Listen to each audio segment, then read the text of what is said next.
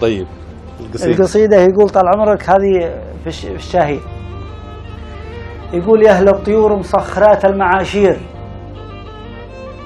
يا أهل الطيور مسخرات المعاشير، عندي لكم شاهين ما هو مسكون، ريشه مجبر بس لحتجته يطير، راكد على كفي ولا طار مجنون، يضرب دم صيده يشختر شخاتير، وإن وقعت ما قال يا الربع تكفون، يضرب دم صيده يشختر شخاتير، وإن وقعت ما قال يا الربع تكفون، ثنوني خلابه على الحر والجير، وصيده مدام العين ترعاه مضمون، ما هو يطير ويلتفت للسيايير، يهد لو هو قد تعشى ومتبون، مناكبه من فوق راسه شناظير، وكان يتصوخ عند ناس يتمالون، له زوري كنه زوار السواطير، وكنه من خلافه مسمار مطعون، يلجم ثم الشعار هم والصقاقير، لا قاموا بفعل الطيور يتعالون، وتراه طير أحمد عشير المناعير، عمي وانا له طيرة العمر ممنون.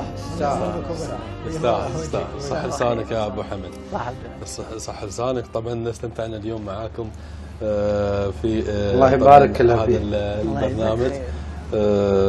ابو حمد شاعرنا طبعا محمد بن قطيس المري اللي طبعا شرفنا اليوم في برنامجه عنة مرمي. الله يشرفك. من عقب ما كنت تتابعنا يا ابو حمد اليوم انت معنا، والله هذا شرفنا. واليوم الناس تتابعك اليوم ودوم ان شاء الله. ان شاء الله. انت تشرف والله، والى الامام دائما، وبيض الله وجهكم. وجهك باذن الله.